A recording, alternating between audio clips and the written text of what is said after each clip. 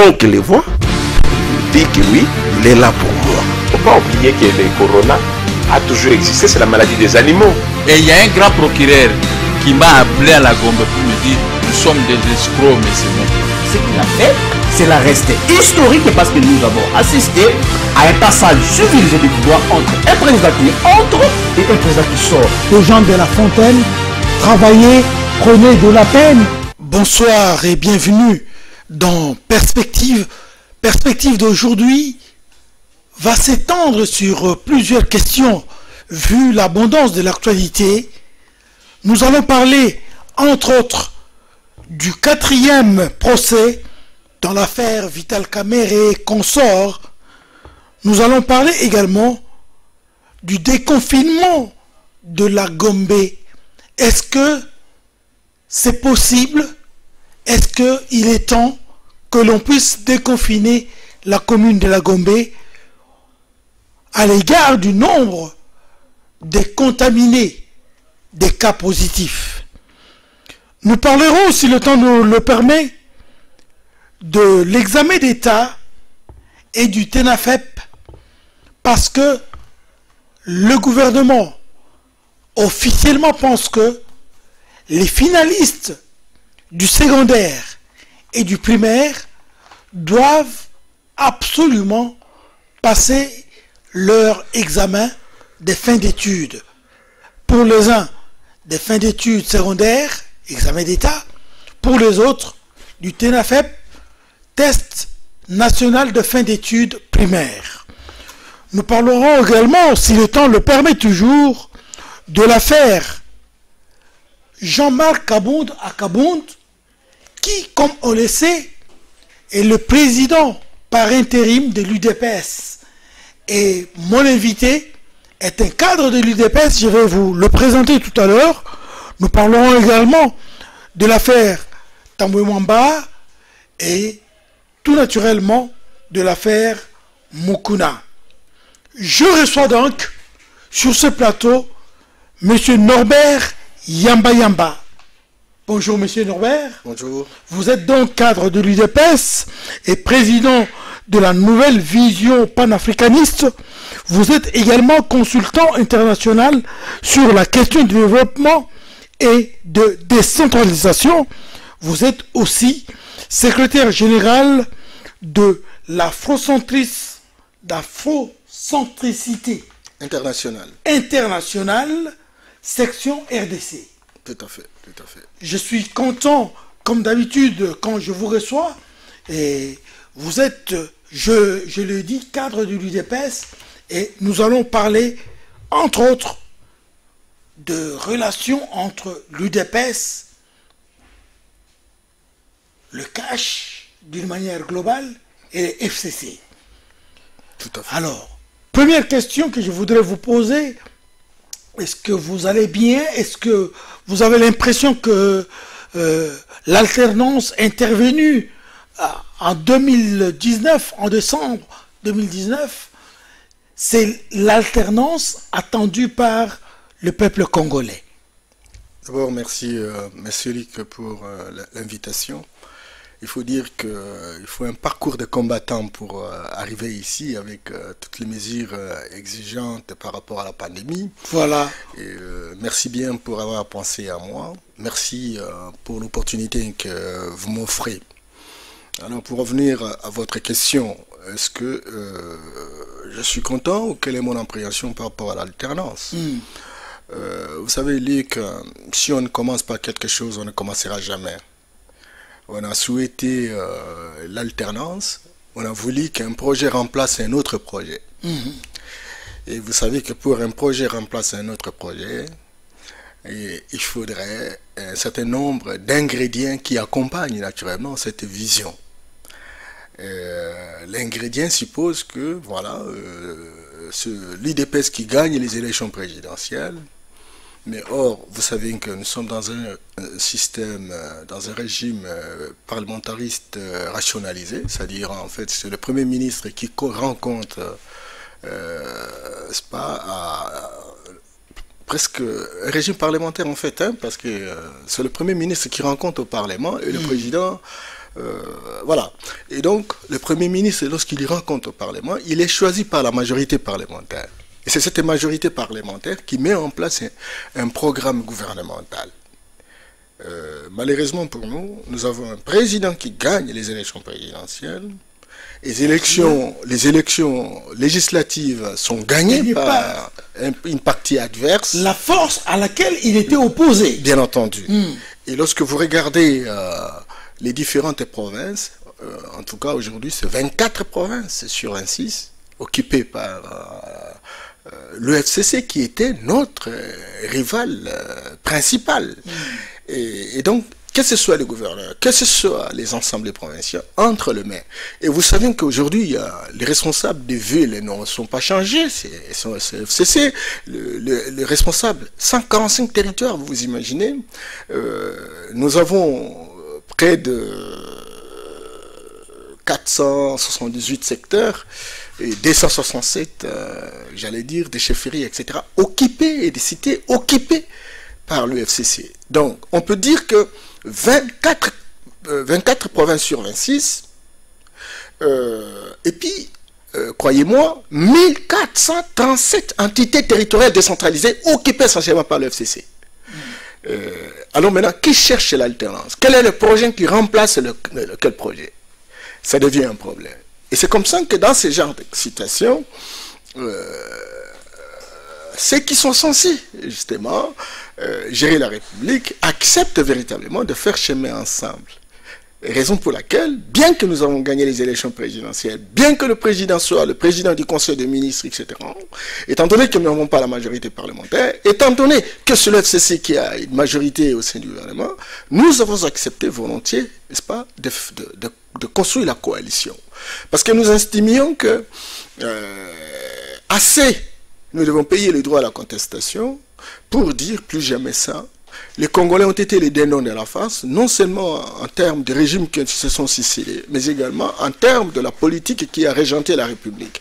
Et que le Congolais, au moins maintenant, parce que tous les avantages, n'est-ce pas, tous les intérêts du Congo se sont reposés sur l'élite politique, et que maintenant, avec l'arrivée de Félix Tshisekedi, qui a fait plus de 30 ans à l'opposition, et qui porte, n'est-ce pas, une vision, une offre politique, ensemble avec le FCC, bien qu'ayant porté quelque chose qui a pratiquement animalisé l'ensemble de notre peuple, on pouvait faire quelque chose. Mais croyez-moi, il y a des douleurs d'enfantement, il y a des gens qui n'ont pas les cœurs dans l'ouvrage, il y a des gens qui ne veulent véritablement pas s'accommoder par rapport à la dynamique, et nous avons des difficultés. Est-ce que vous avez l'impression que, disons, cette coalition, ça marche? Est-ce qu'il y a encore beaucoup de choses à faire? Est-ce qu'il y a encore des ingrédients qui manquent pour que vraiment la mayonnaise prenne? Non, nous sommes en train de nous battre. Nous sommes en train, par l'entremise de notre président, en train d'assurer la persuasion pour drainer tout le monde autour de l'idéal commun, qui est celui véritablement de lutter contre la pauvreté de notre peuple. Et je sais, comme je vous l'avais dit, qui ont des douleurs d'enfantement, mais nous avons posé déjà le premier pas, et le premier pas a toujours été le plus long. Nous sommes en train véritablement d'avancer. Là où je regrette, c'est que quand j'écoute les journalistes, j'écoute l'opposition, la Mouka, j'écoute même les gens du FCC dire que voilà, aujourd'hui, l'UDPS a le pouvoir, on ne fait rien, voilà, vous avez trop critiqué, on vous a donné le pouvoir, etc. C'est de la malhonnêteté intellectuelle. Et c'est donc, ça montre véritablement que nous avons des intellectuels adolescents. Pourquoi? Simplement parce que lorsque vous voulez véritablement orienter une critique sur quelque chose, il faut analyser les contextes, il faut analyser les dispositions législatives, il faut analyser les arrangements institutionnels, etc. Or, c'est très clair qu'aujourd'hui, c'est le FCC qui a la majorité au Parlement, c'est le FCC qui a 65% de ministres, malgré que nous sommes ensemble, le FCC a difficile à accepter que nous constituions véritablement une coalition, nous constituons une équipe d'ensemble, et que nous avons un seul entraîneur, et que nous avons intérêt de suivre cet entraîneur pour que nous puissions véritablement réussir. Alors tout cela faisant combine, personne ne regarde toutes ces douleurs d'enfantement, oriente la critique vers l'UDPS, comme si l'UDPS était incompétente et ne peut pas véritablement changer la situation dès lors qu'il y a des pots de banane sur le chemin de parcours. Et donc, et ça, je considère ça comme une malhonnêteté intellectuelle. Et même si les journalistes ne comptabilisent pas ça, si la MOUCA ne comptabilise pas ça, si le FCC ne comptabilise pas ça, moi je dis nous n'avons pas d'élite et on a difficile véritablement s'en sortir. Vous êtes en train d'incriminer les journalistes, les autres, ainsi de suite. Mais est-ce que, finalement, vous, de l'UDPS, vous vous êtes rendu compte que la réalité de l'opposition, c'est-à-dire comme acteur de l'opposition, est différente de la réalité de l'homme au pouvoir? Maintenant, l'UDPS est au pouvoir. On est au pouvoir, on n'est pas incompétent, on a un projet, on a un horizon politique, on a une offre politique, on est capable véritablement de matérialiser. Mais nous avons une difficulté. La difficulté se pose au niveau de l'arrangement institutionnel. Quand je parle de l'arrangement institutionnel, c'est-à-dire comment on est organisé sur le plan politique. On est organisé par le fait que celui qui gère la République, c'est celui qui gagne les élections législatives. Et donc, aujourd'hui, nous n'avons que 35 députés, n'est-ce pas, à l'Assemblée nationale. Et donc, il y a une grande majorité qui est là et qui a accepté véritablement de travailler avec nous. Et qui aurait pu véritablement avoir l'attitude, les comportements, l'état d'esprit de la coalition, mais qui souffre un peu dans le sens de s'acclimater, de s'accommoder par rapport à cette dynamique. Et nous disons que nous ne pouvons pas nous lamenter, nous ne pouvons pas nous pleurnicher. Nous allons, et c'est d'ailleurs le rôle de chaque leader, lorsqu'on est en situation difficile, les meilleurs leaders s'évaluent en fonction véritablement des atrocités du système. Le président de la République est en train de faire les arbitrages. S'il n'était pas exceptionnellement compétent, je crois qu'on n'arriverait pas jusqu'aujourd'hui. Il est en train, véritablement, de gérer les émotions, il est en train de gérer les différents comportements, il est en train de ressouder l'écoute, il est en train de recentrer le débat, et il est en train de passer petit à petit, mais nous sommes en train là de construire un état de droit. Vous avez les effets, ça fait une année, et nous sommes en train d'avancer petit à petit, malgré que beaucoup d'entre nous n'avons pas véritablement les cœurs dans l'ouvrage. Vous parlez de l'état des droits. D'aucuns pensent que le procès Caméré et consorts, dont je parlais dans le sommaire de cette émission, c'est un des éléments de l'avènement de l'état des droits. Est-ce que vous, monsieur Norbert Yamba, vous avez l'impression que le procès Vital Caméré avance bien? Nous en sommes déjà au 4e procès. À la 4e séance, vous pensez qu'avec toutes les révélations faites pendant les 4 séances, vont véritablement conduire ce pays vers un état véritablement de droit? Non, ce n'est pas une action qui conduit un état à un état de droit. L'état de droit, c'est un état, c'est un devenir devenant. Et donc, c'est un processus. Et nous avons besoin des actions. Nous avons besoin qu'il y ait la primauté de la loi. Nous sommes dans le processus de construction d'un état d'esprit qui permet de comprendre que c'est la loi qui est au-dessus de tout le monde. Et que chacun de nous puisse avoir la culture de faire attention à la loi. Et ça, c'est la responsabilité que l'UDPS s'est construite justement pour que cet état de droit s'installe dans notre pays. Les effets que nous sommes en train de vivre aujourd'hui sont assez éloquents. Jamais les 20 dernières années, on a assisté au défilé des ministres en fonction se faire entendre devant les juges, qu'on appelle juge de la cour d'appel ou juge de grande instance, etc. Ça n'est jamais arrivé. De deux, et c'est difficile de voir un gouverneur de la banque se présenter, c'est difficile de voir un directeur du cabinet d'un président de la République être en prison, etc. Ça, ce sont des effets. Et le Congo et les Congolais devraient comptabiliser ça dans l'actif du président Félix Antoine Tshisekedi, qui, visiblement, aujourd'hui, a la volonté volontariste de construire un état de droit qui aurait des retentissements sur tous les citoyens congolais. Ça, on ne comptabilise pas. On croit que c'est vraiment de la facilité. Ah non! Tout ce que nous sommes en train d'assister aujourd'hui, c'est le début de la construction d'un état d'esprit, le début de la construction, c'est pas de la primauté de la loi et c'est le début de l'élévation de notre pays. Si dans l'hypothèse, nous allons jusqu'à la fin et que les gens soient sanctionnés sur base d'une justice juste, on aura fait un bon bondissement, on aura réalisé quelque chose d'exceptionnel. Parce que, croyez-moi, le Congo a des difficultés aujourd'hui. Toutes les générations sont brûlées. Toutes les générations sont brûlées. Nous avons acquis depuis des années, je crois que ce sont des maquetas, des attitudes matérialistes, mercantilistes, clientélistes. Et ça, c'est dans toutes les générations, quel que soit leur âge. Et donc, nous sommes là en train de vouloir faire une déprogrammation mentale en mettant en place des garde-fous. Et le vrai garde-fou, ce sont les cours et tribunaux. Et le président est en train de travailler pour les responsabiliser, pour requinquer tous les services de dissuasion, de manière que chaque service puisse véritablement jouer sa partition, et de cette partition qu'on va mettre en place un système de surveillance mutuelle, et ce système va pousser véritablement à la performance des institutions. Et ça, c'est dans l'actif du président Tshisekedi. Il n'y en a pas eu avant. Très bien. Est-ce que maintenant, vous me répondez en tant qu'intellectuel et si vous pouvez y mettre un peu plus d'objectivité, vous avez l'impression que ce procès de Vital Kamerhe va se terminer avec l'acquittement ou la condamnation ou l'inculpation de M. Vital Kamerhe? Non, non. Quand on fait des prédictions, quand on fait des préconisations, c'est qu'on remplace la justice et on croit que la justice est instrumentalisée. Comment moi je peux vous dire et vous rassurer? Mais vous suivez les séances, mais séance après séance.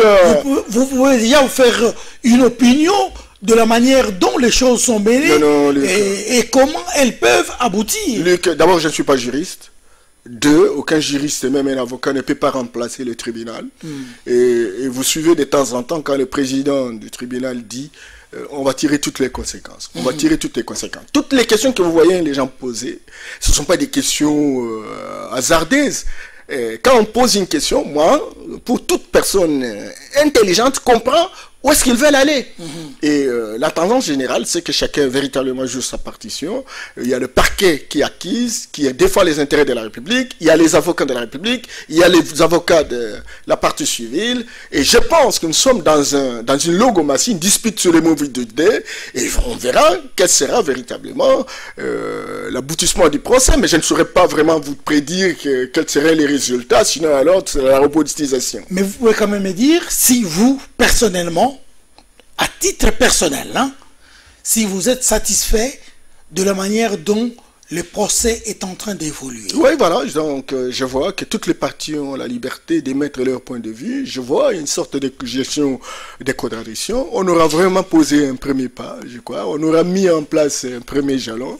Et je crois qu'il faut encourager les magistrats qui ont connu des systèmes assez controversés, où les magistrats étaient robotisés, étaient instrumentalisés, etc. Aujourd'hui, ils sont en train véritablement d'affirmer leur leadership. Il faut leur donner cette opportunité. Il faut leur donner ce bénéfice des doutes. Il faut les encourager parce que nous savons que la justice élève une nation et donc on verra au bout de compte quelle sera véritablement la finalité. L'idéal qu'il faut tirer aujourd'hui, c'est que tout un chacun, je vois même les journalistes, nous les hommes politiques, même quand on est à la télé, les gens commencent à se censurer de dire n'importe quoi, n'importe comment. Et donc, les gens se disent, mais si je dis ça, est-ce que j'ai des preuves?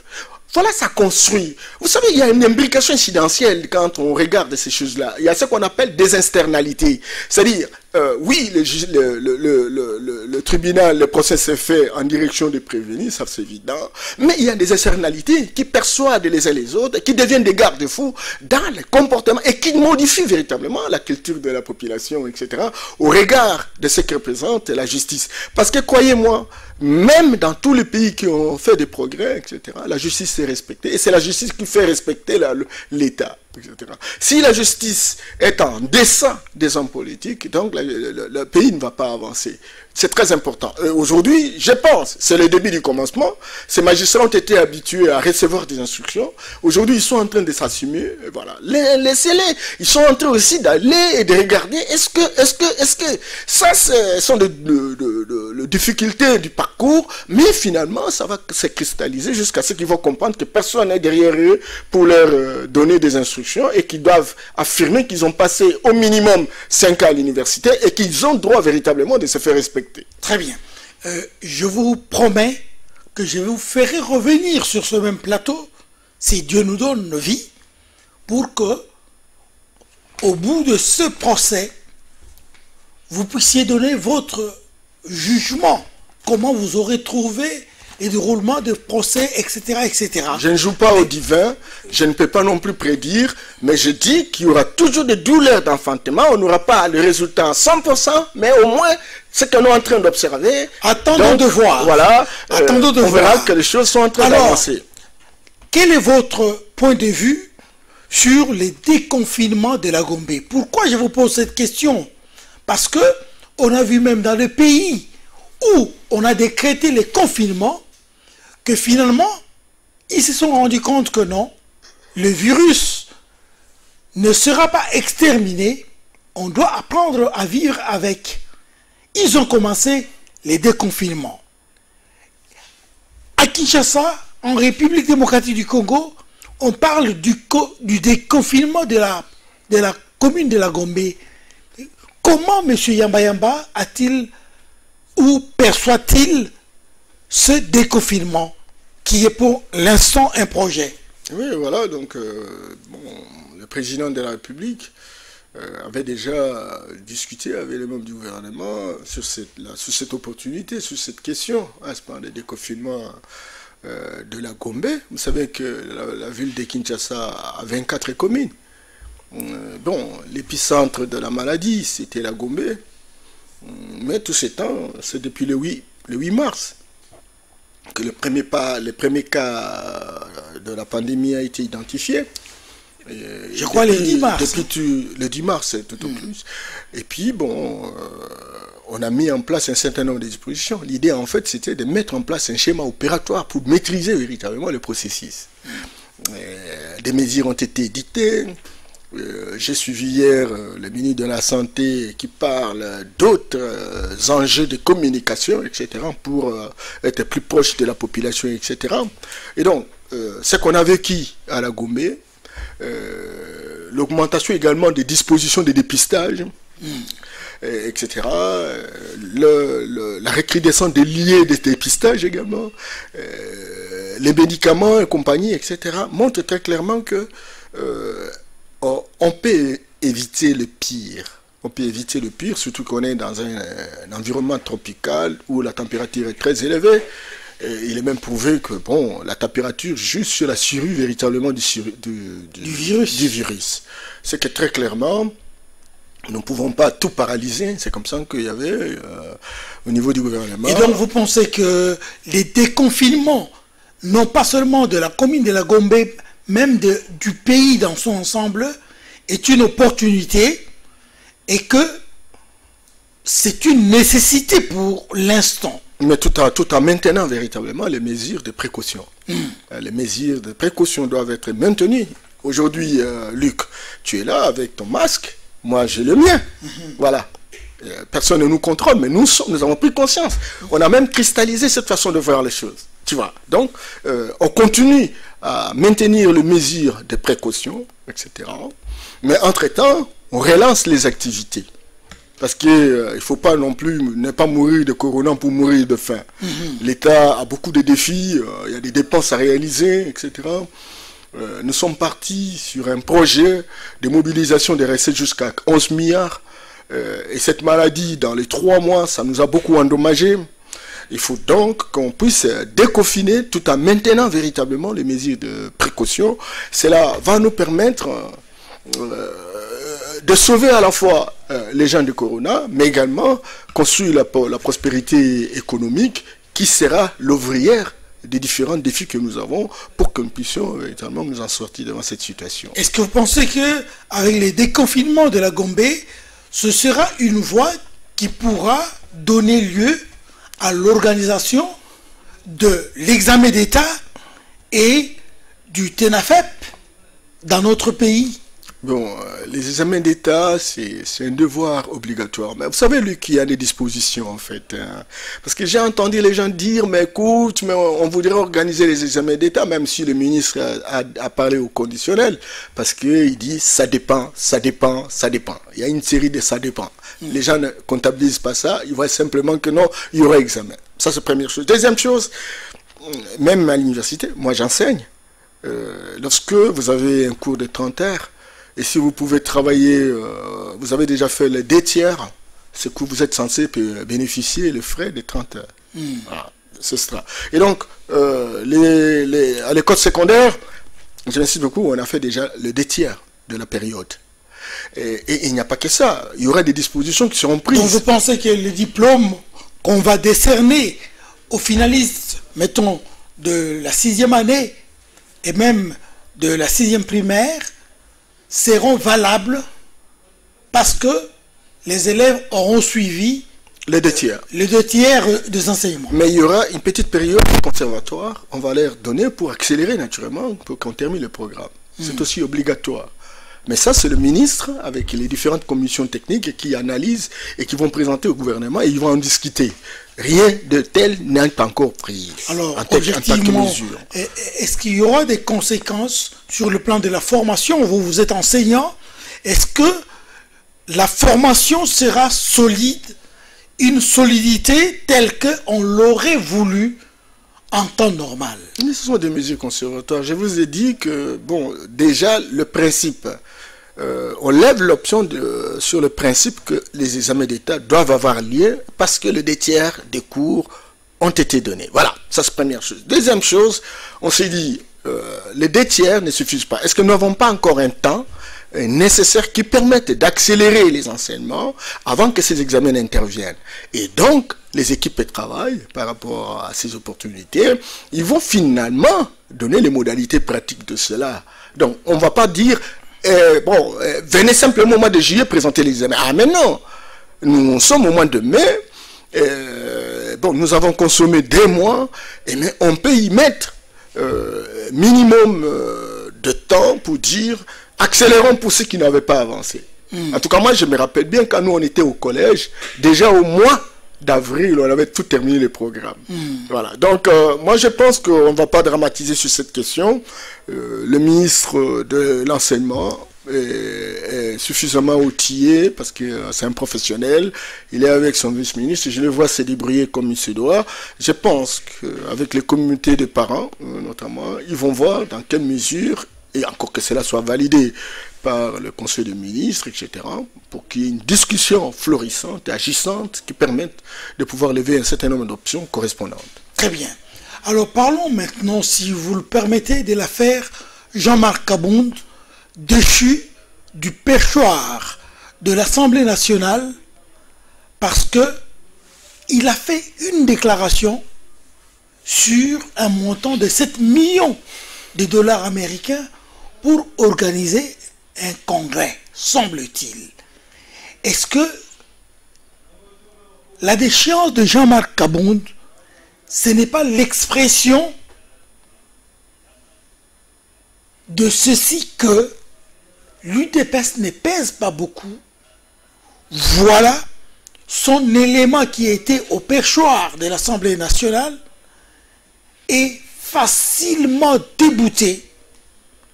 Est-ce que cela ne crée pas un précédent dans l'avenir de ce pays? J'ai 2 éléments. Le premier élément, il est fondamentalement technique, et l'autre élément, ça sera politique. Technique. Commençons par les techniques. Vous savez, lorsqu'on est dans une démocratie, et la démocratie se définit comme une gestion des contradictions. C'est un droit au désaccord. Et l'ambiance et l'esthétique démocratique voudraient que lorsque quelqu'un émet un point de vue, il faudrait qu'il y ait un point de vue contradictoire. Et c'est ce qui va donner l'esthétique. Jean-Marc Kabound, certes, membre du bureau, premier vice-président, parle, et vous savez qu'il y a eu des choses qui ont motivé véritablement cette sortie, c'est pas public. Quand cela ne tienne, il a posé un problème, un fait, en disant que bon, à quoi sert un congrès qui consommerait 7 millions. 7 millions de dollars. Bon, c'est une déclaration qui n'a pas rencontré l'assentiment, n'est-ce pas, de certains membres, même du bureau. Du bureau et de l'Assemblée d'une manière générale.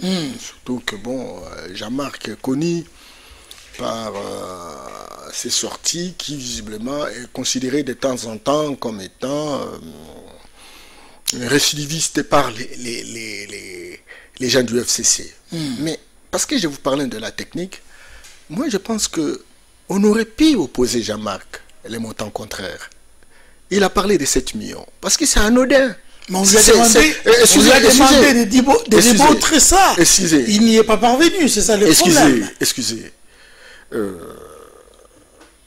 Il dit 7 millions. On lui demande de démontrer. Mais celui qui doit démontrer, c'est celui qui est gestionnaire de l'Assemblée, qui dépense l'argent, qui est mécontent. Comme pour dire que voilà, Jean-Marc nous a accusé de 7 millions. Nous dépensons seulement 200 000 dollars. Mais au lieu de présenter les chiffres contraires, on s'organise un peu à la zaïroise, justement pour faire partir Jean-Marc, pour montrer qu'ils ont des muscles. Et on a vécu pendant plusieurs années comme ça. Nous sommes en coalition, et il y avait 3 niveaux où on peut pouvoir résolver cette situation. Le premier niveau, c'est le bureau lui-même. Jean-Marc est premier président, premier vice-président. Il aurait pu être invité au niveau du bureau pour qu'ils en discutent. Madame la Présidente aurait pu discuter avec Jean-Marc, etc. Ça n'a pas été fait. On aurait même élargi, on pouvait élargir justement le bureau par des commissions parlementaires, etc. pour écouter Jean-Marc. Et troisièmement, si ça, on n'a toujours pas intérêt d'attente, on peut aller jusqu'au niveau de la plénière. Ni l'un ni l'autre n'a été véritablement rendu opérationnel.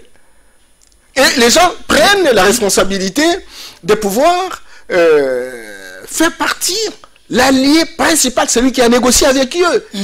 Et pour dire quoi? Est-ce que ce n'est pas justement, c'est la question que je posais tout à l'heure, ce n'est pas l'expression de la légèreté de l'UDPS? Est-ce que cela ne veut pas dire que l'UDPS ne pèse pas et nous pouvons faire d'elle ce que nous voulons? Voilà, nous déboutons son premier président, son premier vice-président. Il faut retirer la légèreté. On n'est pas léger, on peut être une seule personne, mais on a des idées agissantes, on a des grandes capacités. Ne pèse pas trop, quoi. Oui, mais c'est un peu ça la vision politique à la zaïroise. On a trop de pseudo-hommes politiques et politisés, tu vois, et qui visiblement croient que ce sont des muscles, c'est l'argent, c'est le pouvoir, c'est ce qui constitue véritablement les atouts pour gérer un pays. Et c'est comme ça qu'on a retardé le développement de notre société. C'est cela, parce qu'on est dans la logique des muscles, on est dans la logique matérielle, etc. Quand on a l'argent, on voit les autres comme s'ils n'existaient pas, etc. Or, ici, nous sommes en coalition. Et la coalition, c'est une équipe nationale. On est ensemble, on est moulés, on n'a pas de couleur. Et l'un de nous a posé un acte, nous pouvons l'approcher et discuter avec lui pour que, parfois, si on estime que cela n'est pas vrai, que cela ne revienne pas et que le minimum soit préservé, parce que ça toucherait véritablement la coalition de manière générale. Et ça, on avait cette opportunité. Avec la déchéance de Jean-Marc, le minimum n'a pas été préservé. Non, ça n'a pas été préservé, et donc ça conforte véritablement la logique du FCC, qui est celle justement de n'avoir pas le cœur dans l'ouvrage, dans l'essence véritablement de construire la performance de la coalition. C'est cela. Donc à côté de Jean-Marc Kabound à Kabound, il y a l'affaire Alexis Tanguy Mwamba, qui au contraire, qui est du FCC, à qui on a remis l'argent pour la réfection de l'hémicycle, et il n'a pas, semble-t-il, justifié d'après Madame Joly-Goya, mais Jean-Marc a été déchu, et les sénateurs, par contre, ont protégé leur président qui reste en place. Est-ce que ce sont des signes, j'allais dire, annonciateurs d'un avenir radieux pour notre pays. Non, moi je ne vois pas les choses comme ça, Luc. Vous voyez les choses comment? Je vois simplement que le pays est en difficulté. Oui. Que l'élite politique n'est pas disposée à rendre service à notre peuple. Et l'élite politique s'est beaucoup enrichie. On a créé des îlots d'abondance dans un océan de misère.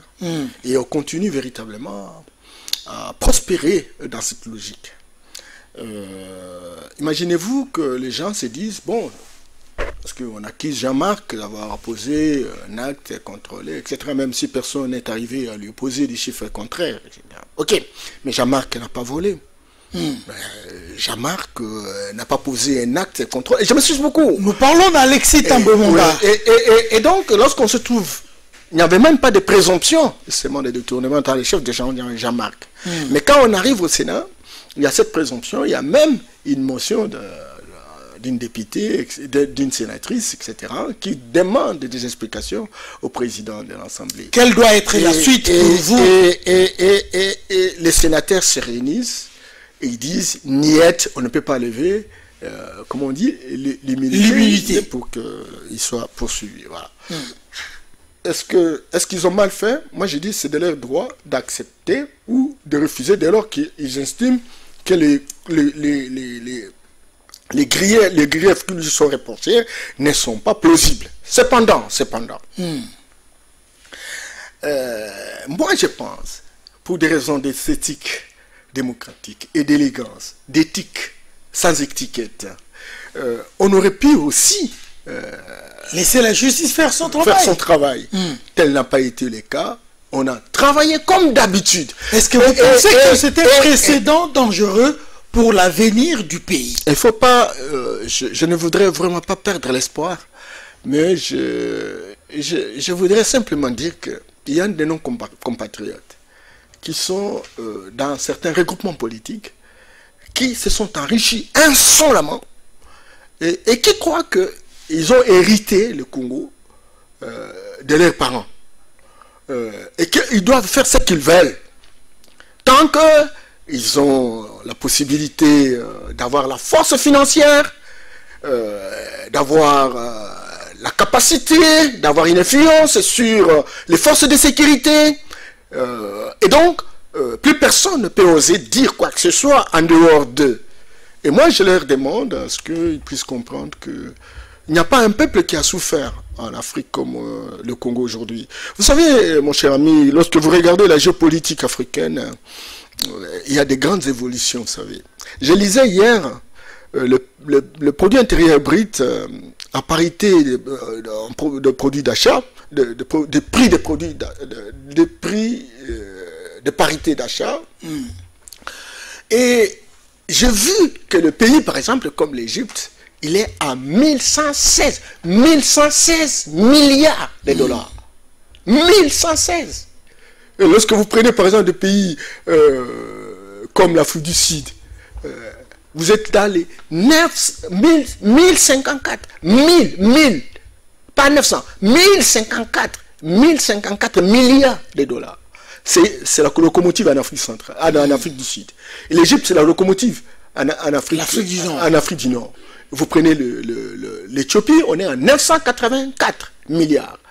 Et vous prenez la locomotive en Afrique centrale, qui est le Congo, on est à 72 milliards. Vous voyez comment les crédits... Et donc, le départ, la montée, moi je suis panafricaniste, le déclenchement de l'avenir de l'Afrique passe par le Congo, qui est moribond, qui est à genoux, et l'élite n'a pas conscience. Alors, on va véritablement fonder nos querelles sur des choses inutilement inutiles. Entre-temps, au lieu qu'on réfléchisse sur des grandes innovations, des grandes offres, un horizon politique, pour préparer l'avenir, pour préparer les générations futures, pour préparer notre crédit tout au long de notre histoire. Rien du tout. Et il y a des gens qui ont trouvé une opportunité, qui ont semblé faire partie de Mobutu. Nous, on croyait que Mobutu est parti, et donc c'est Mobutu plus qui arrive. Et ça, c'est le danger public. C'est le danger. Nous pouvons avoir le président. Félix Tshisekedi, avec une volonté très volontariste. Et personne ne peut les contester. Je me suis beaucoup fait, je termine par là. Et tout le monde, que ce soit le FCC, que ce soit les citoyens qui ne sont pas suffisamment informés parce qu'ils souffrent de la résignation, que ce soit l'opposition actuelle, etc. Tout le monde tire de boulet rouge au moment où ils sont conscients que l'arrangement institutionnel, l'organisation de notre politique ne donne pas au président les prérogatives de gérer les affaires publiques. Et c'est donc le gouvernement de la République. Et ce gouvernement est une coalition composée de 65% des ministres du FCC et 35% du ministre de Cash. Alors maintenant, on dit non, c'est le président qui annonce la responsabilité. Quand vous dites que c'est Mobutu qui arrive encore, là vous voulez parler du président de la République ou est-ce que vous voulez parler de l'Assemblée nationale ou est-ce que vous voulez parler du gouvernement à configuration FCC qui revient? Vous savez, non, je ne parlais pas. Le président, nous avons combattu Mobutu, oui. Nous avons combattu la Kabylie, et nous avons un projet, nous avons un horizon politique, nous avons une offre politique, et nous voulons, et le président démontre très clairement qu'il est dans une dynamique où il voudrait véritablement porter le changement dans notre pays. Mais, vous savez, les manquetas, les manquetum, ce qu'on appelle des forces manquémologiques liées aux séquelles, aux traces dites au système que nous avons subi, ne donnent pas la possibilité ni l'opportunité à l'élite politique de changer. Et donc, malgré la volonté du président, n'ayant pas la majorité parlementaire, etc., on est voué véritablement à aller avec une vitesse de tortue. Voilà. Donc, mais là où je suis inquiet, et si je suis venu, Luc, c'est parce que je n'ai pas dormi. J'écoute les uns les autres tirer de boulet rouge sur le président de la République. Mais donnons même pas une minute de réflexion pour dire comment nous on est organisé. Qui doit faire quoi? C'est depuis novembre que ce programme, par exemple, de 100 jours a été confié véritablement, a été intégré au programme 2020 du Premier ministre Ilon Kamba. Alors, on va continuer à tirer. Et les gens disent, mais écoute, mais cette fois-ci-là, on a bousillé de l'argent, on a volé de l'argent, etc. Écoutez, vous savez, depuis quand on nous a donné la mesure de GoPass, lorsqu'il faut faire l'Europe ou l'étranger, c'est $50, peu importe le pays. Lorsque vous êtes dans des villes, vous voulez venir à Kinshasa, vous voulez aller, vous savez, c'est $10. Et vous savez, il y a des taxes territoriales. Ça fait combien d'argent par jour, par an? Est-ce qu'il y a eu changement? Vous avez vu les aéroports et les aérodromes organisés, arrangés? Et puis en dehors de ça, vous savez que nous avons connu en 2015. Non. Ça veut dire que finalement, cette cette alternance, c'était pour rien. Rien n'a changé, quoi. Non, mais les forces, les pesanteurs, toutes les forces qui ont subi des systèmes, qui ont difficile à changer, à s'accommoder au nouveau système, qui portent sur un état de droit où il y a la justice distributive, ces forces-là ne veulent pas lâcher prise. Ces forces-là ne veulent pas lâcher leur prise de finition. Et nous disons que cette alternance, oui, parce que nous avons un président de la République qui est en train d'imprimer une vision, mais il y a des douleurs d'enfantement, mais il y aurait un moment où, véritablement, cette vision devra se cristalliser. Et il y aura un bon bonissement. Je suis confiant de ça parce que j'estime que le Congolais qui sait que notre peuple est coupé dans la misère la plus intolérable va justement avoir un sursaut d'orgueil pour s'accommoder par rapport à la vision du président de la République. Et c'est comme ça qu'on va relever le vrai défi qui est celui de lutter contre. Alors on va terminer cette émission avec l'affaire Mukuna. Vous avez l'impression que Mukuna est poursuivi des suites des déclarations de Mami Tibola qui dit avoir été violé, et c'est là pas une seule fois, plusieurs fois. Ou est-ce que vous avez l'impression qu'il y a autre chose en dessous de laquelle le pasteur, il s'appelle l'évêque, Mukuna est poursuivi? L'évêque. Est-ce que vous avez l'impression qu'il est poursuivi pour l'affaire Tibola, ou est-ce qu'il y a une autre affaire qu'on ne veut pas faire voir clairement au public ce pourquoi le pasteur ou l'évêque Mukuna est poursuivi? je sais que la démocratie, je suis panafricaniste, la démocratie que nous utilisons, c'est une démocratie fondamentalement occidentale qui n'est inadaptée par rapport à notre situation. On va souffrir, il y aura toujours des conflits récurrents, etc. Et donc, parce que nous ne sommes pas accommodés par rapport à cette démocratie. C'est la première chose. Deuxième chose, je voudrais également dire à tous ceux qui nous suivent que être pasteur, être évêque ou être journaliste, enseignants, compagnie, etc., ce sont des citoyens de la République. Et ces citoyens de la République sont divisés à différentes composantes. Et chaque composante participe, contribue à la performance des institutions de la République, y compris les pasteurs. Et donc les pasteurs sont censés véritablement faire l'implémentation de l'action publique. J'allais dire, faire le monitoring, contrôler, donner leur point de vue, pour que les institutions qui ont en charge, n'est-ce pas, de jouer leur partition, prennent les responsabilités. Et le rôle d'un pasteur, c'est justement de donner un point de vue. Et il y a des pasteurs qui ont un point de vue agissant, il y a des pasteurs qui ont un point de vue moyen, etc. Mais Moukouna, certes, a été une fois soutenir le régime sortant, etc. Et il a toujours donné ses raisons, en tort ou à raison. Aujourd'hui, il pose des questions questionnantes, des questions qui appellent des questions importantes, qui ont des relations directes avec les intérêts de tout un peuple, etc.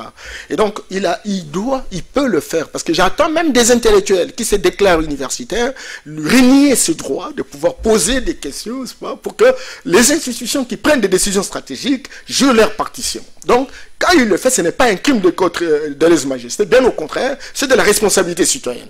Troisième chose, à la question de savoir, est-ce que c'est pour des raisons de viol, et vous dites que ces viols sont intervenus plusieurs fois, c'est pas ce que vous donnez comme contenu à ce genre de viol, d'une dame qui a la majorité civile, qui a même fait des enfants, et qui est connue veuve, compagnie, etc. On dit non, viol, et qui revient de temps en temps pour qu'elle soit violée, et qu'aujourd'hui, elle puisse justement poser les problèmes. Donc, écoutez, je ne suis pas justice.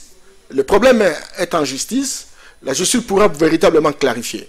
Mais il y a des indices. Quand vous entendez les audios, vous entendez que cette dame est dans un processus, ça fait un bail, elle est guidée, elle est accompagnée par des personnes justement pour brandir cette infraction. Hier, je voyais même cette dame qui a déposé, non, je ne voudrais pas prendre le risque de le faire, mais j'ai vu dans... Je ne sais pas si c'était un montage, mais en tout cas, il était à la banque, déposé, lui qui plaire tout le temps, qu'il avait besoin de l'argent, mais elle était à la banque, etc., pour déposer, et j'ai suivi cet audio, j'ai vu les images, justement, dans une banque. Elle a eu cet argent où? Donc, alors maintenant, on n'a pas quitté la situation antérieure. On est dans une situation où il n'y a que les malins, il n'y a que les magouilleurs, les mafiateurs, qui gagnent, les hommes sérieux, les hommes responsables, le Congo et les Congolais ne gagneront pas tant que nous aurons ce type d'élite qui visiblement démontre qu'ils sont en train véritablement de travailler pour le peuple, mais ils ne le font pas, ils sont en train de faire autre chose. Je vous remercie de tout cœur, monsieur Norbert Yamba.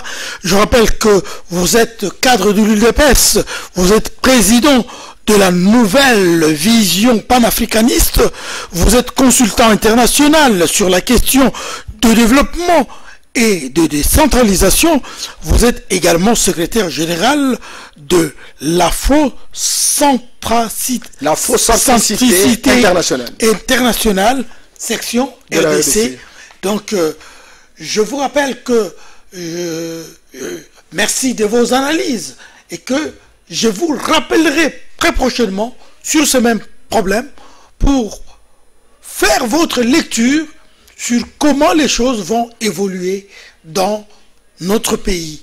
Je vous remercie de tout cœur et à vous, très chers téléspectateurs, téléspectatrices, merci et à bientôt.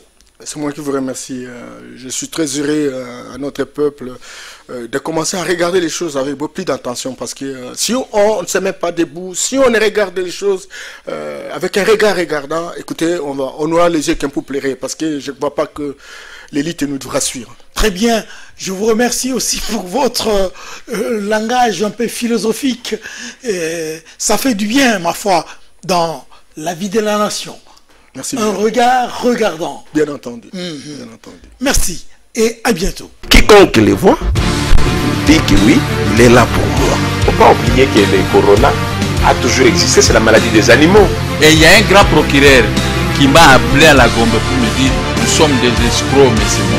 Ce qu'il a fait, cela reste historique parce que nous avons assisté à un passage civilisé du pouvoir entre un président qui entre et un président qui sort. Les gens de La Fontaine, travaillez, prenez de la peine.